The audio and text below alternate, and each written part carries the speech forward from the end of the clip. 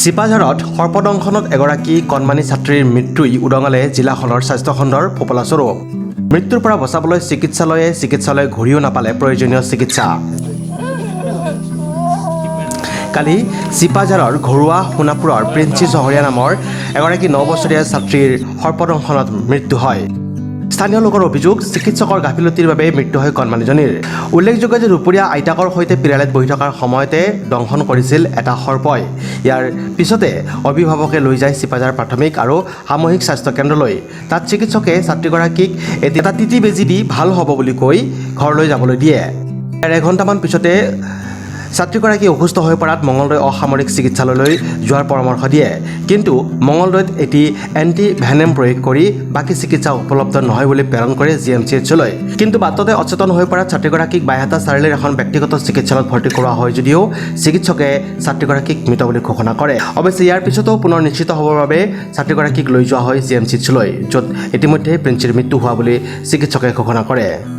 এই ঘটনাই সমগ্ৰ চিপাঝাৰৰ লগতে দৰং জিলাত তীব্ৰ প্ৰতিক্ৰিয়াৰ সৃষ্টি কৰিছে। হয়, মুখ্যমন্ত্ৰীয়ে স্বাস্থ্য কেন্দ্ৰৰ আমূল পৰিৱৰ্তনৰ কথা কৈ থকা সময়ত আমাৰ চিপাঝাৰ প্ৰাথমিক স্বাস্থ্য কেন্দ্ৰৰ আচলতে চিকিৎসক কৰ্মচাৰী গাফিলতি অৱহেলাৰ ফলত লগতে মঙলদৈ চিভিল হস্পিটেলত কোনো ধৰণৰ সৰ্পদংশনৰ চিকিৎসা নথকাৰ ফলত এগৰাকী কণমানি ছাত্ৰী আজি মৃত্যুবৰণ কৰিব লগা হ'ল সৰ্পদংশনৰ ফলত। আচলতে ই দৰং জিলাৰ এনেখন জনবহুল জিলাৰ কাৰণে ইয়াক আমাৰ দুখৰ বিষয়। আমি এগৰাকী কণমানি ছাত্ৰী কেৱল সৰ্পদংশনৰ বাবে হেৰুৱাব লগা হ'ল। প্ৰথমতে চিপাঝাৰ স্বাস্থ্য কেন্দ্ৰৰ গাফিলতি অৱহেলা, লগতে মঙলদৈ চিভিল হস্পিটেলৰ সৰ্পদংশনৰ চিকিৎসাৰ অভাৱৰ বাবে তেওঁ গুৱাহাটীলৈ যি ৰেফাৰ কৰিব লগা হ'ল। ইয়াৰ এই সময়খিনি যি সময়ৰ খৰচ হ'ল, লগতে চিপাঝাৰ প্ৰাথমিক স্বাস্থ্য কেন্দ্ৰত 1 ঘণ্টা সময় কোনো ধৰণৰ চিকিৎসা নোহোৱাকৈ যি ৰাখিলে, তাৰ বাবে আজি এই ছাত্ৰীগৰাকীৰ মৃত্যু হোৱা বুলি আমি খবৰ পাই অতিকে দুখিত। লগতে আমি শোকন্তপ্ত পৰিয়ালবৰ্গলৈ সমবেদনা জ্ঞাপন কৰিছোঁ। আৰু মুখ্যমন্ত্ৰী মহোদয়ক যিহেতু তেখেতে স্বাস্থ্য কেন্দ্ৰৰ দায়িত্ব লৈ আছে, তাৰ বাবে আমি চিপাঝাৰ দৰং জিলাত তেখেতক যিহেতু এটা চিকিৎসাৰ অতিকে বেয়া অৱস্থা চিপাঝাৰ মঙলদৈত কেৱল সৰ্পদংশন বুলিয়ে নহয়, যিকোনো চিকিৎসাৰে অভাৱ। আমি তাৰ বাবে চিপাঝাৰৰ বিধায়ক তথা সাংসদগৰাকীক আমি এই বিষয়ত তেওঁলোকৰ সুব্যৱস্থা ল'বৰ বাবে আহ্বান জনাইছোঁ। কালি মানে 1টা বজাত মানে এনেকুৱা ছোৱালীজন মানে সৰ্পই দাগ কৰিলে। দাগ কৰাৰ পাছত মানে আমাৰ মানুহখিনি হোৱা লাগিল। হোৱা লগাৰ পাছত আমাৰ চিপাঝাৰ আমাৰ যিটো আমাৰ হয় চিপাঝাৰ মেডিকেলখন আছে তাতে লৈ গ'ল। যিখন মেডিকেলত যেনে যিটো এটা হেমাহি, যিটো এটা দৃশ্য, তেওঁলোকৰ যিটো ভাষ্য, এইখন মানে গৰু চৰা পথৰ নিচিনা হৈছে কৰ্মখন চিপাঝাৰ মেডিকেলখন। তেওঁলোকে মানে কৈছে যে আপোনালোকে টেনশ্যন ল'ব নালাগে, এইটো বহুত বিষাক্ত সাপ নহয়। তেওঁলোকে জানে নেকি সাপৰ কিবা কম বিষ আছে, বেছি বিষ আছে? তেওঁলোকে নাই, টেনশ্যন নাই, 2 ঘণ্টামান ৰখ, আপোনাৰ কোনো কথা নাই। তাৰপিছত যেতিয়া মানে বিষটো লাহে লাহে আহিছে, তেওঁলোকে কৈছে যে আমাৰ কোনো মেডিচিন নাই, আপোনাৰ মঙললৈ যাওক। মঙললৈ নি আছোঁ। মঙললৈ তেওঁলোকে মানে নোৱাৰিলে, তেওঁলোকৰ তাতেও মেডিকেল নাই। আৰু এনেকুৱা এটা ক'ব বিচাৰিছোঁ, এই মেডিকেলগিলা যে তেওঁলোক আমাৰ চৰকাৰে ৰাখিছে, অসম চৰকাৰে ৰাখিছে, মেডিকেললৈ কি হিচাপত ৰাখিছে? মানুহ মাৰিব ৰাখিছে নে মানুহ জোৰ কৰিছে? আমি অসম চৰকাৰ এনেকুৱা জনাইছোঁ যে মুখ্যমন্ত্ৰী ডাঙৰীয়াক জনাইছোঁ, তেখেতে যদি কৰ্ম কৰিব পাৰে অসমৰ কাৰণে, তেখেতেও মেডিকেল ডিউটি ভালকৈ কৰক। আৰু চিপাঝাৰ মেডিকেলখন আমাৰ ইমান অসভ্য ফাল্টু নটৰাজ, মই কৈছোঁ মেডিকেলখন কোনো এটা মেডিচিন নাথাকে, কোনো কৰ্ম নাথাকে। আৰু আমি কি আশাৰে যাম? আমি চিপাঝাৰখন ওচৰত আছে কাৰণে আমি গৈছোঁ সেই মেডিকেলখন। আৰু যদি এইখন যদি চৰকাৰে এইখন যদি উঠাই দিয়ে, আমি বেলেগলৈ গ'লো হয়। আৰু নিশ্চয় এই ফুলো অৱস্থা, এই কৰিজনক আজি ঢুকাই গ'ল, আমাৰ দুখ লাগিছে। যাৰে নহওক ছোৱালী, মোৰ যদি এনেকুৱা ছোৱালী হ'ল, একমাত্ৰ ছোৱালী হ'লে মই কেনেকৈ থাকিলোঁ হয় আজি জীয়াই।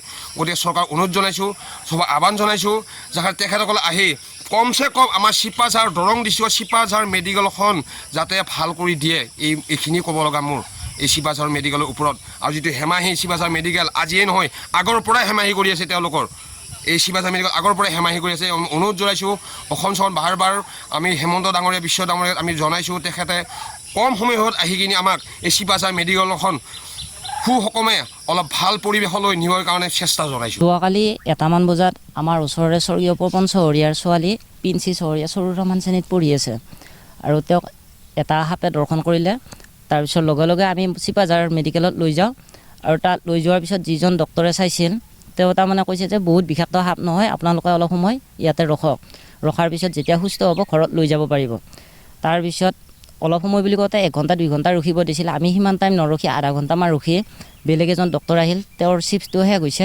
তাৰপিছত তেওঁক যাই সুধিলোঁ, ছাৰ এনেকুৱা ছোৱালীজনীয়ে পানী খাব বিচাৰিছে, খুৱাব পাৰিনে? তাৰপিছত তেওঁ লগে লগে মঙলদৈ চিভিলত ৰেফাৰ কৰি দিয়ে। আৰু মঙলদৈ চিভিলত আমি লৈ যাই থাকোঁতে গাড়ীৰ অসুবিধাৰ কাৰণে আমি বাইকতে লৈ গৈছিলোঁ। ঠিক বাগান চকত যায় তাই বমি কৰে, আৰু এবাৰ বমি কৰে আমি ৰাখি বমিখিনি মুচি লৈ যায় আকৌ চিভিল পাওঁ যায় পাৱাৰ পিছত আকৌ এবাৰ বমি কৰে সেইখিনি মুচি দিওঁ তাৰপিছত দিয়াৰ পিছত যেতিয়া চিভিলত ভৰ্তি কৰোঁ আমি পুৰণাখনত কৰোঁতে তাতে যিজন ডক্টৰ আছিল তেওঁ ক'লে যে এইটো বাচ্ছাৰ ডক্টৰত যাব লাগিব আৰু ইমাৰ্জেঞ্চি কেছ তাৰপিছত আমি নতুনখনত লৈ যাই ICUত তাতে ভৰাই দিওঁ তাৰপিছত দিয়াৰ পিছত যিটো সাপে কামোৰা বেজি সেইটা ব্যৱহাৰ কৰি কি লগে লগে আমাক লেফাৰ দিয়ে গুৱাহাটীলৈ লেফাৰ দিয়ে GMC লৈ তাৰপিছত GMC লৈ আহোঁতে তাত ভেণ্টিলেশ্যন লাগিব পাৰে বুলি কৈছে আৰু তাত যিখিনি মেচিনৰ সুবিধা বোলে সেইখিনি সুবিধা নাই সেইকাৰণে ডক্টৰ দুজন আছিল দুজনে তাৰমানে পাৰালে আমাক বেজিকেইটা ডিকি চেলাইনত ডিকি কৈছে আপোনালোকে এখন অক্সিজেন থকা গাড়ী আনি পেলাই লৈ যাওঁ তাৰপিছত তাৰ পৰা প্ৰাইভেটকৈ এখন গাড়ী ধৰি আমি GMC লৈ যাওঁ তাৰপিছত যেতিয়া আমি গাড়ীত তলোঁ তেতিয়া তাই অলপ হাত ভৰি মাৰিব ধৰিছিল তাৰপিছত লৈ আহি সিহঁতে মই তেতিয়াৰ পৰা নাই যেতিয়া বাগান পাই যায় তাৰ পৰা গাড়ী ড্ৰাইভাৰে ফোন কৰিছে আৰু বাচ্ছাটো নাহে নেকি আৰু তাতেও এবাৰ হাত ঠেং মাৰি পেলাই তাৰমানে তাইৰ অক্সিজেনটো বোলে বন্ধ হৈছে তাৰ পৰা আনি চিপাঝাৰত দেখাওঁতে চিপাঝাৰত কৈছে পালছটো পাই আছে তাৰপিছত সেই বুলি কওঁতে আকৌ লৈ আহে লৈ এই চাৰিআলি যিখন অভেল বুলি মেডিকেল আছে তাতে লৈ যায় আৰু লৈ যোৱাৰ পিছত তাত ঢুকোৱা বুলি কয় তাৰপিছত ঘৰলৈ লৈ আহে লৈ অহাৰ পিছত হ'লেও আমাৰ মনৰ সান্তনাৰ কাৰণে আকৌ GMC লৈ যায় নামখলাৰ পৰা সুদৰ্শন কলিতা আৰু দুনীৰ পৰা সুনীল চহৰীয়া ৰিপৰ্ট নিউজ এক্সপ্ৰেছ অসম